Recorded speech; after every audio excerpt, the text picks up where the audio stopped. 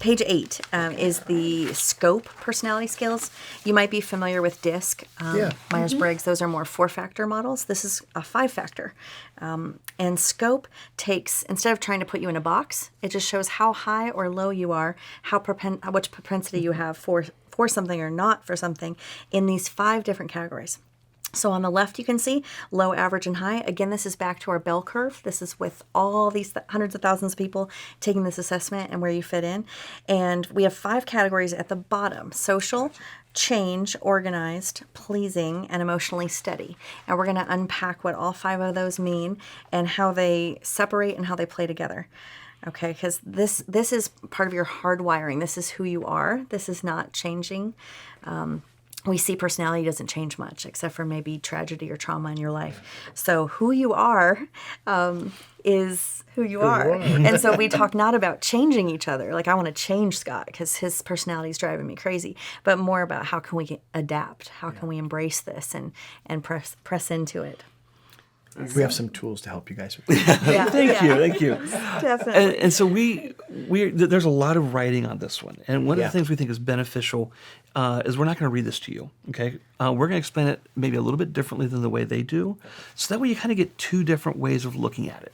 You're going to have theirs. So we're going to be very intentional. Now, we're not going to contradict what they're writing here, but we're just going to explain it a little bit differently, all right? So if you can follow along in the words, or if you just want to look at the graphs, it's really up to you. So let's start with social. Okay, you guys both came in the average category, but let me talk about what social is. It's how your batteries get recharged.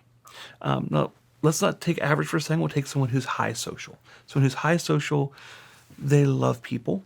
In fact, it's not just that they love people. They really need people for their batteries to get recharged. That's the idea of extrovert. It's not how much someone likes them or how friendly they are at a party, but they need to be around people. Desert island, not so good for them, right? Like, we remember the movie Castaway. They have a lot of Wilsons that they've created, not just one. We need lots of Wilsons. Whole village. We have a village of Wilsons. On the low side, however, the lower someone is, the fewer people recharge their batteries, the fewer people in their lives. And so it may be that, they go to a party. Maybe they're still very friendly, very seemingly extroverted at the party, but they're like, I'm exhausted. I need to be by myself. One of our kids went on a mission trip, and she's like, I've been with people for like 6 days. I need to go read a book and be by myself. And she means it. And so we did. We're like, you go off and be, and her batteries got recharged that way. Now, you guys are in the average category. So what that means, although you tend to be on the higher side of average, so there's that, I think, impacts. In fact, Jesse, you're kind of 1 or 2 questions from being high. You tend to probably like to be around more people. You get batteries get recharged, but sometimes you don't. Sometimes it's like, I just want to be by myself. So here's the hard part, or the easy part is when you guys both agree, like, hey, it's been a long week. We're stressed. Let's go get together with people. That's great. But sometimes Mary may go, I don't really want to be with people this time. And Jesse's like, but I do. And last week you wanted to be with people. We're both still stressed.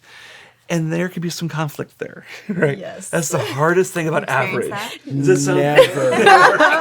The inverse. Good example. But this is the inverse of it. Jesse wants to stay at home. I'm processing the stressors. I'm trying to plan through it, pray through it, figure out our path as far as leading the family. And her high value is family. So is mine, but her high value is family. So she's like, we don't have time to sit here and mull this over. We need to go let's take the kids to the pool. Let's go meet up with their friends. Let's go meet with this family. And I'm just like digging my heels in, Positive energy. She's like, no, I don't, we can't be sitting still. We can't be complacent. So I see that. Yeah, definitely. And part of that also may come from family of origin, right? Because you've talked about growing up that it was just family, and there was no me. It's like, no, we're, and I think also, and this, I don't want this to come across as a stereotype, but you mentioned nurturing, right? And oftentimes moms are seen more as the nurturing, and I know that's how it is with Abigail. She may be exhausted, but it's like, I've got to do something with the kids.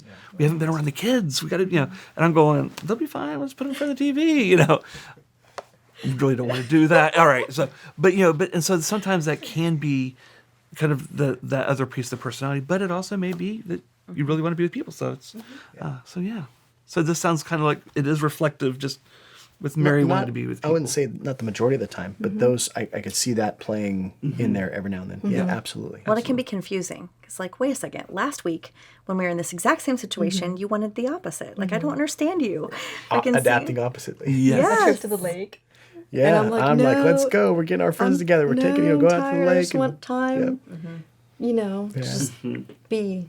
Just be. Just That week she needed me time, and the following week I needed me time. Yeah. There you go. We both got we time, so we dealt with it. And that's Good. That's Right? marriage, right? Yeah. And that's part of why we look at this, because we want to be able to recognize what is. And what you're going to find is that these are oftentimes managed conflicts. You're not going to make someone not want to be alone, right? Yeah. But the managed piece is we adapt it. And that's what a lot of times with personality, that's what we're going to be looking at. So good. Well, let's keep going here. Yep, the next and we'll one. keep having fun. The next one is the C is change. And this is about how open you are to change in your life. So we all have change, obviously, but some of us are more open to it than others. You guys have a lot of change going on in your life right now. According to the scale, Mary, you're in the high side of change. So you are looking for reasons. You are open. New restaurant, new way to work, new house, new job. Let's just try it, right? Let's do new. And some people might even think you're crazy. Like, why are you Most do. adding Not her, more but us. change? Yeah. But it's how you're wired. Like, it's not even something you can choose. What'd you say? So most think she's crazy. I meant us, but yeah, you were No speaking of her. judgment on the crazy factor, okay? Jesse is in the average category, but on the high side. And That's interesting. Just maybe a question away from being high yourself. So you guys are both very open to change. It can be, even with this discrepancy, I'd be curious to hear from you guys. Do you think, Jesse, that you are a little bit less seeking that change than Mary is? And does that ever cause any friction? Because you're relatively similar in this category. It's really interesting. This is eye-opening a little bit. Some good insight, and I always saw myself as being more adaptive to change. She's highly adaptive. I saw myself as being slightly more just because of, both of our childhoods. We were highly flexible, lots of moves. Just you go with the flow, and we enjoy family and focus on our values. And but I find that I show restraint there out of consideration for Mary and the kids. Really? Just because I can maintain that high level of change doesn't mean I want to subject them to it, right? Especially the kids. Those Knowing they need stability yes, and security. yes, and things like same school, robust friendships, those deep, meaningful friendships. Not just I got a bunch of friends. What's their last name? I have no idea. But really, having a foundation as they grow up. So I reserve myself. So I think it's accurate for sure. I could see it. I could see myself floating into that higher category many times. Yeah. What I'm trying to say here is that I was surprised to see that Jesse's is kind of the higher in the average, but I was expecting that to be kind of the His to that be we're even both higher? high. We're going to look at something in a second I think is going to address that. So, Okay. so don't get too caught, because I have a feeling there's something else that's going to impact, but Okay. keep going. Okay, so, but I think I wanted to go back because you did point out that culturally, I mean, childhood and everything too, and that's why I believe that in the assessment, these 2 pages are, you can't change them because it is how, our environment, I'm from Thailand. I grew up, I'm a what they call third culture kid because, my identity even back then was not in Christ. It's like, who am I? Where am I from? From Thailand, grew up in the Middle East, totally not even my own family with a step parent. And whereas, it's natural for me to seek out change or to immediately adapt to change because I see that as an opportunity, like in life. That's an opportunity to meet new friends. That's an opportunity. Okay. And that could have kind of factor in like my social. That's probably why I'm a lot lower. I'm assessing my own. It's good to wrestle with all that. It gets you thinking. I'm thrilled to see that. And that's a It is lot of what we want eye-opening. you to do right now is Yeah, we think want you to about be it thinking and about it. but that's be part of your homework. Well, and we talk about that there are 3 things that kind of make up a person. The personality being the base. It's kind of our innate way of handling things. But then family of origin. Where did we grow up? And like you mentioned, you're a third culture. So you're born in Thailand, you went to the Middle East, now you're in America, and it really is impactful. than your third piece, which is life experience. And that's what makes us all unique. No one else has all three of those components. Even if you had a twin, it's going to be slightly different. And so I think you're going to see that. But I want to go to the next category because I think it's going to talk a little bit about it. That's okay. Yeah, absolutely. The next category is, they call it organized, O. And this can be how organized you are in life with drawers and things like that. But really want to focus on another aspect, which is goals. And the higher O you are, the higher your goals are. What that means is that you say, okay, this is what we're going to do, and we're going to achieve it. High grit. And high grit, yes. And Type A, maybe. And Mary, now you're about one or two questions difference, but you're in the high category. And from what you've just described, I could see that, right? Where it's, okay, I have this change, but now I've decided this is the change we're going to make, and now we're going to achieve it at all costs. The higher you are in this category, some might even say type A. Which is a compliment. It can be a compliment. Abigail's high in this category. She loves this category. And so proof of excelling. That may be kind of why you're like, man, I thought Jesse'd be more on this because, gosh, I kind of get my mindset.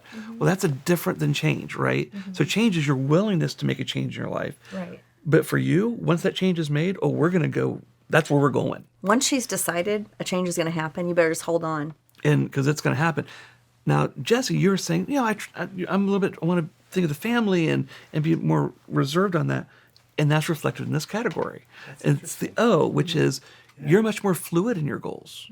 So it's not about change, right? In fact, you could say some people could be really low in change but have a lower O. And it's like, well, I don't want to change, but I don't need to have a goal for that. Or I don't need to follow that goal, which is I'm more fluid. And so you're much more fluid in your goals. Those are positives. That is true, though. It is. To be open to change. Yeah. Fascinating, isn't it? Fascinating. Yes, it is. It's mind-blowing. Gosh. And sometimes I can see, as a higher O person, Mary, you might think, Jesse, like we said we'd do this. Why aren't you running in the right direction here? Oh, my goodness. Because He's just more fluid. It's like it is a goal, but we're not going to die over that goal. Right. You know, if we could go have lunch with some friends or do this project before it's okay. And you're like, no, it's not okay. We said we'd do this. I had, look, it's on my calendar. Yeah, clearly. It's a task. I have a task. Yeah. And so when we see a difference like this, that's pretty large difference, this is where stress points can come in. And not stress that we talked about earlier, but conflict points, right? You're not doing it right is what can come in for both of you. I apologized. Yeah, not enough, though. And so what we want to give is some freedom to say, Jesse's not going to be high goal, right? That's just, he's not. I tried to beat it into Scott, and it didn't work, so I'm Mary pretty sure is high goal, and that's okay. And really, probably, this isn't the biggest difference in you guys. We're going to talk about that in a moment. But There's more. There's more. But wait, there's more. But wait, yes, it's like a commercial. But to be able to acknowledge it, and this is probably something that actually drew you to each other. We find that really people are drawn together in the differences as much as the things that are similar. And so there probably was a time like, I like that she's got these goals. And you're like, I like that he's much more fluid. Now, you didn't think that way. Right. So this sounds like it reflects you guys, though. It really does. And I think about this, and part of me goes, wait a minute, I'm high goal. I look at some of the goals that we're facing, or not facing, but tackling as a family, and I'm like, to me, they're high. They're high goals, and with the camp and all these different things that are not, I don't hear other families doing a whole lot of, but in how I achieve those goals, this is dead accurate. Yeah. Because, as my faith plays a huge part, and our faith plays a huge part in all of our decisions. And so, thinking of that, this is my target, but then still having that sense of, I've picked the path, God is guiding my steps. So if I have to kind of do this a little bit, that's what we do. And that's that flexibility. It is. And even though in my mind the goal is high, the goal is a stretch goal or whatever, how we achieve it can be very different. And this is where you can rely on each other. Right? I was just gonna say there's that such a too. difference that, Mary, it's to say at times, maybe this goal. As hard as it says, Maybe I could release maybe my this could grip release it on if this Jesse's goal. saying, "Hey, let's have it more fluid," but at the same time, having the conversation where Mary's going, "No, but here's why. This is our goal." and having those conversations in a healthy, assertive way where neither of you feel dominated. This could also be part of that dominant, right? Where this is the goal. Unfolding, and it's making a lot of sense. Yes. Good. Right. Well, we're going to keep going then. Keep going. Yeah, this is fun. The pleasing. So the P is for pleasing, and this is about how much other people's opinions, or specifically your spouse's opinion, matters in your decision making. So a high... Uh-oh, I was hoping you weren't going to say that. So pausing on you guys for just a moment, a person who is high pleasing, in the high category on this, they care a lot what their spouse thinks, and it plays into their decision making. So they wouldn't feel comfortable quickly moving in another direction if the spouse thinks this is what we should do next, or how it should happen. They're going to factor that in a lot.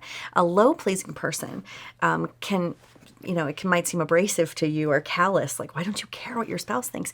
It's because they're going to do what they think is right and best. It's not that they don't care what that other person thinks. They take that in, but they're still at the end of the day going to do what they think is right. This can play into extended families too, in-laws. And if you're very high pleasing and your in-law wants you to come to Thanksgiving, you're like, I don't know how to wrestle this because I can't stand to not meet that need or to care about that relationship so much.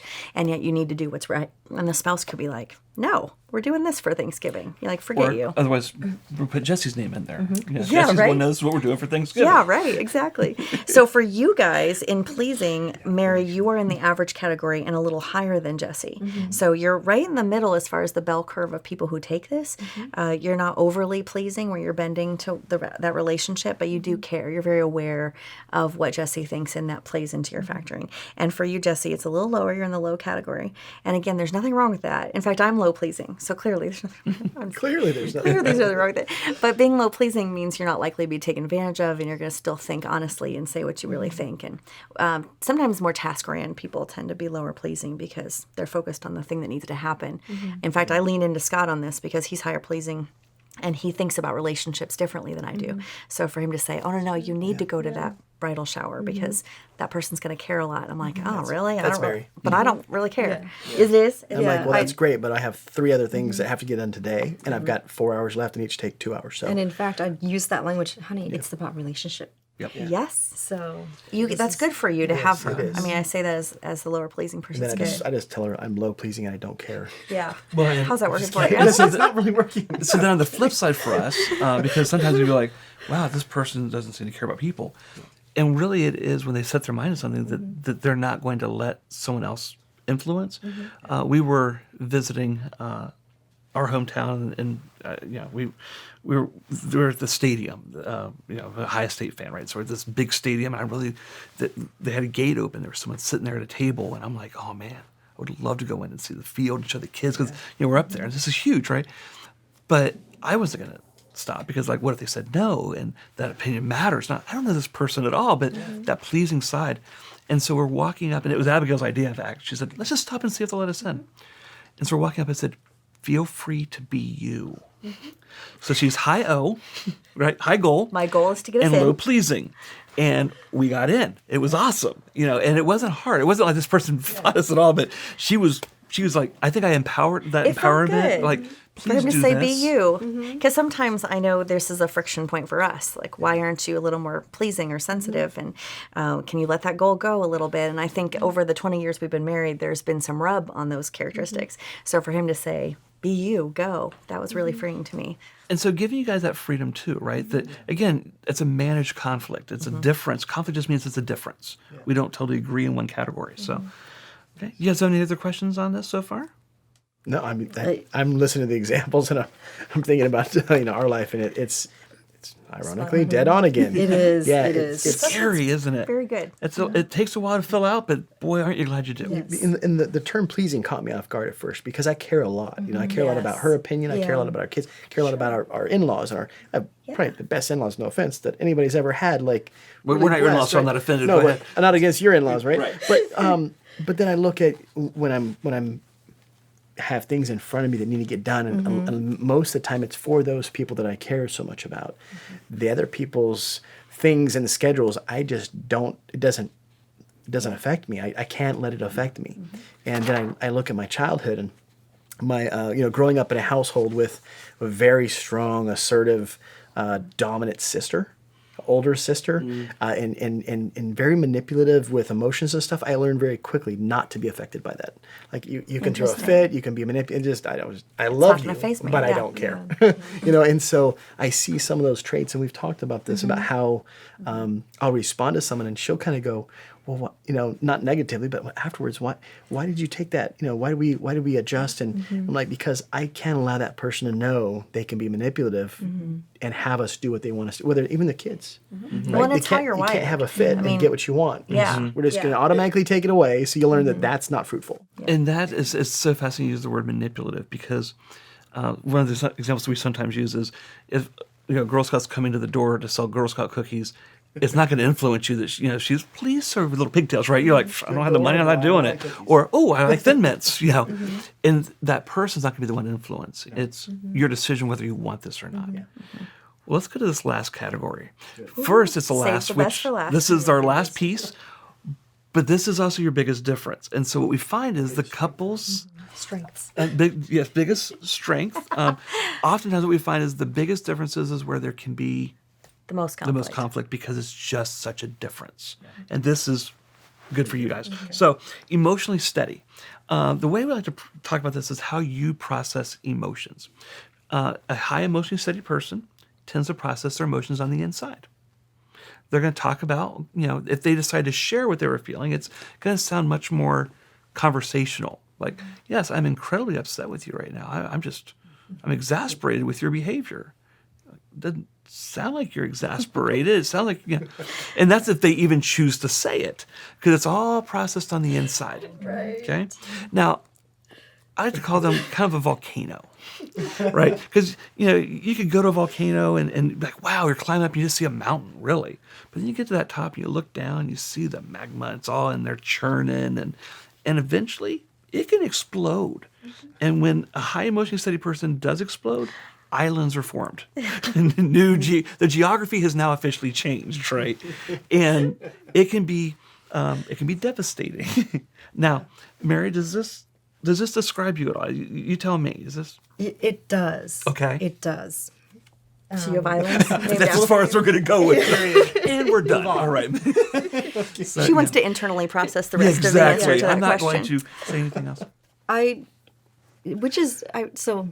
I'm a very verbal processor, but then because I'm a pleasing now, as I'm looking at this graph, I'm a pleasing that plays in because I want to make sure that I'm thinking through what I'm processing and then I'm adding this into my culture because in my culture, if I blurt things out, I already have no filter. Like that's the joke in the family is because of my culture and where I'm from, sometimes I say things there's no filter. And so when I'm upset, I've got to get my emotions in check. And so when I do that, I tend to just, I internalize. That's the right word. It's internalized.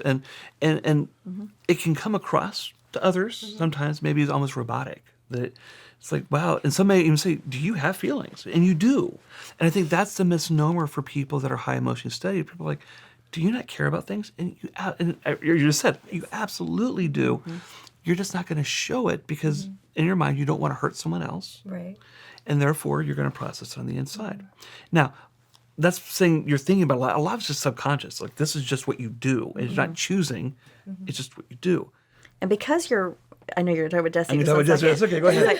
Because you are very assertive, you have mastered the internal processing and then speaking when appropriate. Some people who are high emotionally steady are really uncomfortable sharing, and so it really kind of messes up the relationship. If they're low confidence, that doesn't come out ever. It doesn't come out. So they're all thinking, and that's where the islands get formed because they're thinking, but they don't have the skill or the tool to be able to be assertive. And then there's a disconnect because there's a lot going on inside and you can't get it out. So I'm glad that you have that assertiveness. And that pleasing, as you said, does really play into this because you do care about other people's thoughts. And with that, I just wanted to add because, back in the, from the pages, our spiritual is very high. And so, like Jesse and I were saying, our stress level is really high. But when we're at that point, sometimes for me, if my emotion, I'm like, I cannot talk about this right now. Having that spiritual principle is key for our marriage. And it's been the number one thing that has gotten us this far, because I'm like, I cannot talk to you right now. I'm going to pray. I'm going to give myself some time, and God is going to give me words to speak. And I believe truly that has been kind of the contentment in our marriage and in our life, to be able to withstand some of the stressors that we're going through right now. For sure. It was great meeting with you guys. Oh, no. We're going to talk about you, buddy. So let's talk about people that are lower emotionally steady or low emotionally steady. And so, as we described high emotionally as a volcano, a low emotionally steady person processes their feelings externally. And it's not a choice to do it. It just is the way they process. And they can try not to. But even when they're not saying words, facial, the nonverbals will be there. Red face or clenched fist. And I can see Jesse's already going, yeah. So let me give you my example where the volcano is high emotion steady. I refer to low emotion steady as a firework, right? It's a quick trigger. Push that trigger, it explodes, but it generally comes down really fast. And so there's a benefit on both sides, right? They may explode, but then they're like, okay, now let's talk, right? And so, Jesse, does that sound like that? No, this thing's all wrong. I mean, I don't know what you're talking. Absolutely, and the first thing that came to my mind was with our children, because I care about them and love them so much, and I see behavior in them that is hurtful to them or somebody else, or just builds poor character. I'm quick to jump sometimes if they continue to do it, or it does hurt them or us or somebody else. I jump and I kind of pop, like that firework, and then I find myself but it's gone quick. I don't harbor anger. I don't build it up. Matter of fact, I'll probably forget about it in an hour. Yep. But immediately after that, I'll find that I'm able to process a little bit internally, and then I can come back to them. And if I need to, I even apologize, but I need to come back to them and explain to them where that all came from. Right. Not just my love and care for them, but there's a purpose behind that love and care, and it came out this way, but the purpose of it is who you become, as a parent. So that's one, when you were talking about that, I'm like, oh yeah, so yesterday. And this is reflective of us. We're very similar to y'all, that I'm the lower emotionally steady and Abigail's the higher. And so I want to get some freedom, I guess we said on some other categories, that this is a wiring. So it's not like you're not going to do this or you're going to start doing this, Mary. It's going to be, this is your wiring. But we want to try to adapt. Because we don't want to leave carnage. Because you put a firework and someone's really close to it, they lose their hearing, right? Or they have shrapnel coming down, and so we want to be careful. But we're going to talk about this because it's such a big difference. I'm sure it's going to continue to come up at times, and we're going to. Sometimes you're even going to see me go, remember this category here? We talked about this. I'll bring it up on the iPad for you. And go, oh, that's right. We could call it. We could call it the highway category. Because I think it comes out a lot on the highway, too. It probably does. Really? Yeah. Road rage is your friend? Not road rage. Oh, okay. I verbally, externally process. Oh, wow. Yes. How most people seem not to know how to drive. And my kids just get a kick out of it. Oh, it's fun family time. It's great time. It's building.